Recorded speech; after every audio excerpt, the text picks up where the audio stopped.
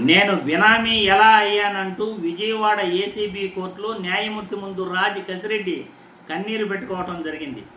ఈరోజు మద్యం కేసుకు సంబంధించి సిట్ అధికారులు విజయవాడ ఏసీబీ కోర్టులో రాజ్ కసిరెడ్డిని న్యాయస్థానంలో హాజరుపరిచారు.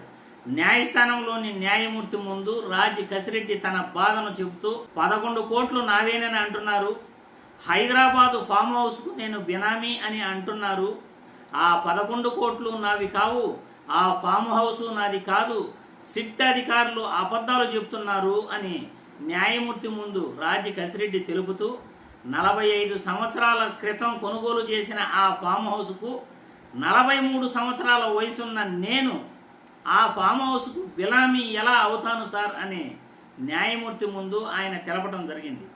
45 సంవత్సరాల క్రితం ఎప్పుడో కొనుగోలు చేసిన ఆ ఫామ్ హౌస్ను ఈరోజు 43 సంవత్సరాల వయసున్న నన్ను దానికి బినామీ అంటున్నారు, అది ఎలా సాధ్యమవుతుందో చెప్పండి సార్.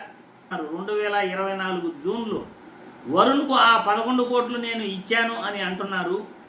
ఆ డబ్బు కట్టలపై నంబర్స్ను మీరు రికార్డ్ చేయండి, ఆ డబ్బు కట్టలు ఎప్పుడు ముద్రణ జరిగాయో తెలుస్తుంది అని న్యాయమూర్తి ముందు తన గోడును రాజ్ కసిరెడ్డి వెలగక్కటం జరిగింది.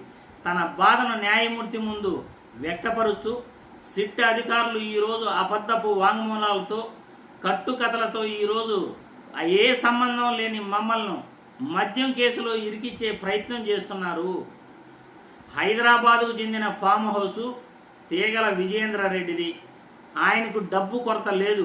ఆయనకు ఇంజనీరింగ్ కళాశాలలు ఉన్నాయి, హాస్పిటల్స్ ఉన్నాయి, డయాగ్నోస్టిక్ సెంటర్స్ ఉన్నాయి. నా భార్య తీగల విజయేంద్రారెడ్డి హాస్పిటల్లో పనిచేస్తుంది. అంత తప్ప మా ఇద్దరికి ఎటువంటి సంబంధం కూడా లేదు. అలాంటిది ఆ ఫామ్ హౌస్కు, తీగల విజయేంద్రారెడ్డికి సంబంధించిన ఫామ్ హౌస్కు నేను బినామీ అంటున్నారు. 45 ఏళ్ల క్రితమే ఆ ఫామ్ హౌస్ కొనుగోలు చేశారు. దానికి 43 సంవత్సరాల వయసున్న నేను బినామీ ఎలా అవుతాను అని న్యాయమూర్తి ముందు తన బాధను రాజ్ కసిరెడ్డి చెప్పడం జరిగింది. మద్యం కేసులో ఎలాగైనా కానీ వైసీపీ జగన్మోహన్ రెడ్డి చుట్టూ ఎవరైతే అతనికి క్లోజ్గా ఉంటారో వాళ్ళని అరెస్ట్ చేసి వాళ్ళ చేత అబద్ధపు వాంగ్మూలాలతో ఎలాగైనా జగన్మోహన్ రెడ్డిని అరెస్ట్ చేయాలనే ఈరోజు ఎల్లో మీడియా మరియు కూటమి ప్రభుత్వం ప్రయత్నిస్తూ ఉంది అనటంలో ఏమాత్రం కూడా సందేహం లేదు. ఎందుకంటే లిక్కర్ స్కామ్ 2014 నుండి 19 వరకు, 2019 నుండి 2024 వరకు ఎలా జరిగింది, మద్యం అమ్మకాలు ఎలా ఉన్నాయి, ఎవరి ప్రభుత్వంలో మద్యం అమ్మకాలు ఎక్కువ జరిగాయి, ఎవరి ప్రభుత్వంలో ఆదాయం ఎక్కువ ప్రభుత్వానికి వచ్చింది, వీటన్నింటినీ గాన పరిశీలిస్తే 2019కి ముందు 43,000 బెల్ట్ షాపులు, 4,380 మద్యం షాపులు, ఒక్కొక్క మద్యం షాపుకు ఒక్కొక్క పర్మిట్ రూమ్, అక్కడే తాగేవాళ్ళు, అక్కడే తందనాలాడించేవాళ్ళు, అక్కడే ఉచ్చలు పోసేవాళ్ళు. విపరీతంగా మద్యాన్ని ప్రైవేటు వ్యక్తుల చేత అమ్మిస్తూ వీళ్ళు డిస్టిలరీలు కానీ మద్యం కొత్త బ్రాండ్లు కానీ అన్నీ కూడా చంద్రబాబు నాయుడు తెచ్చినవి.